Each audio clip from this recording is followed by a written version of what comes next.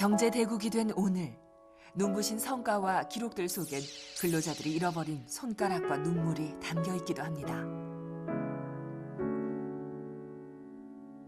새끼손가락은 안전이시죠? 괜찮으시죠? 예. 새끼손가락 안전이 엄지에서 여기까지만 줄어드시군요. 네. 하신 지 얼마큼 되셨습니까? 1년이 넘었어요. 1년 넘으셨고요. 네. 최근 들어 김 교수가 가장 많이 만나는 환자들은 바로 손저림증 환자들입니다. 아프다 그래도 예. 뭐 하긴 설거지를 하긴 다 하니까 네. 뭐가 아픈가 그래요. 그렇죠. 예, 예. 그런데 예. 굉장히 저는 뭐 바늘로 쑤시는 것 같아요. 손저림증을 호소하는 환자 가운데 가장 많은 경우는 수근관 증후군, 일명 손목 터널 증후군 환자입니다. 중년 여성 중엔 설거지 등 집안일을 하거나 쉬는 도중 손이 찌릿찌릿하거나 시큰시큰하고 저리는 증상을 느끼는 경우가 많습니다.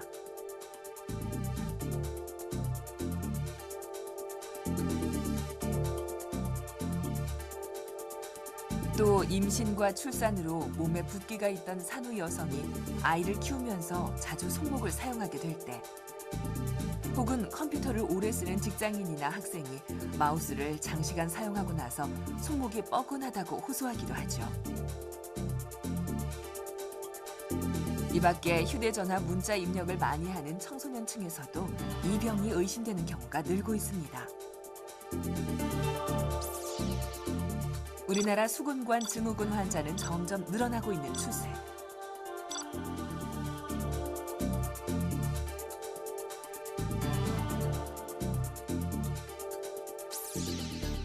수근관 증후군이 생기면 첫째, 둘째, 셋째, 그리고 넷째 손가락 일부가 저리며 찌르는 듯한 통증을 느끼게 됩니다. 정중신경이 손목을 지나면서 좁은 횡대 밑을 지나갈 때 횡대의 신경다발이 눌려 생기는 증상. 따라서 횡대를 풀어주면 저림 증세가 사라집니다. 흉터도 작고 시간도 10분 안에 끝나는 간단한 수술이죠.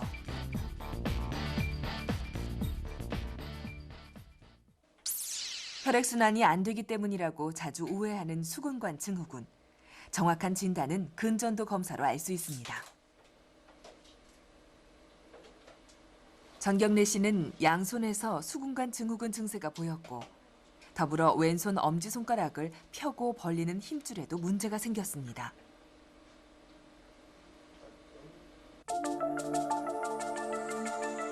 정중신경 다발이 보입니다. 그 신경을 누르던 횡대, 즉 가로인대를 방금 풀어주었죠.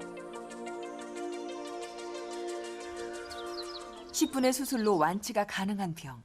하지만 이혜정 씨는 10년 동안 이 병을 앓으면서 생고생을 해야 했다고 합니다.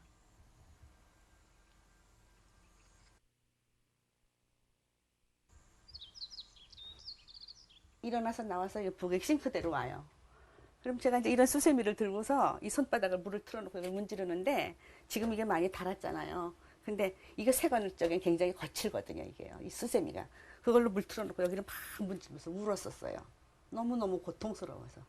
7년 전 병원을 찾은 혜정 씨. 하지만 엉뚱한 병명을 받게 됩니다. 병원에 갔더니 목에서 오는 것 같다고 그래서 MRI 찍고 다 했더니 목 디스크라서 그렇다 그러더라고요. 그래서 대학병원에 가서 수술을까지 했는데 완화되질 않아요, 증상이. 30여 년 동안 한복 만드는 일을 했던 혜정 씨. 목 디스크 수술까지 받았는데도 증세가 전혀 좋아지지 않자 결국은 바늘을 놓을 수밖에 없었죠. 곱게 늙어가면서도 이 일을 할 수 있었으면 하고 생각을 했었는데 정말로 그랬는데 어느 날 갑자기 손저림으로 해서 이걸 그만두게 되니까 그냥 슬펐어요, 많이. 진짜로 많이 슬펐어요. 올해 초 수근관 수술을 받고 난 후 말끔해진 손. 다시 바늘을 잡았습니다. 병이 증상이 나타나기 이전에 훨씬 전에 한 10여 년 전에 그 손이 굉장히 편안한 상태에서 일했을 땐 그때 같은 느낌이에요. 수술하고 나서. 수술한 지 5개월. 혜정 씨가 정기 진단을 위해 외래를 다시 찾았습니다. 그래서 뭐 수근관 증후군은 종종 목 디스크로 오해되는 경우가 있다고 합니다.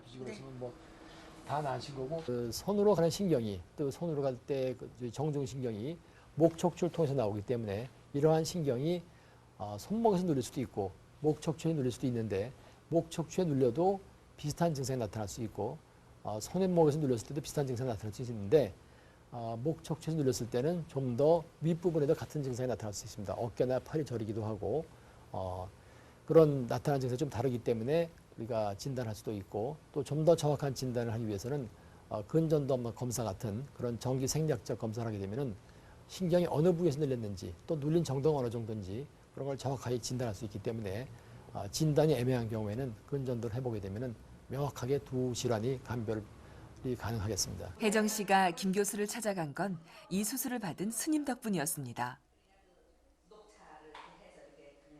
제가 이 길상서에 42살에 와가지고 처음에 와본 게 뭐 경장해요. 더럽기가.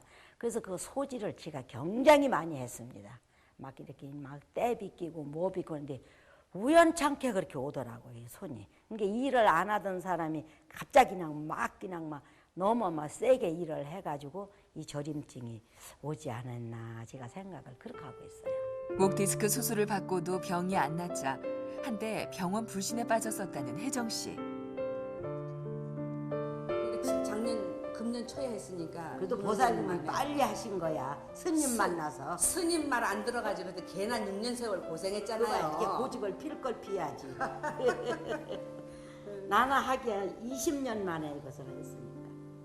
몰랐으니까. 스님은 모르셔서 그랬지만 저는 증인을 앞에다가 두고 권유를 받았으면서도 괜한 집에 가서 권해도 말을 안 들었었는데. 네, 저희 집까지 그래가지고 오셔서 여기 이제 말씀하셨는데. 우연히 보살님 오셔가지고 이제. 사찰을 쓸고 닦는 스님 손과 30년 바느질을 한 혜정 씨의 손. 두 손이 서로의 아픔을 알아봤던 모양입니다.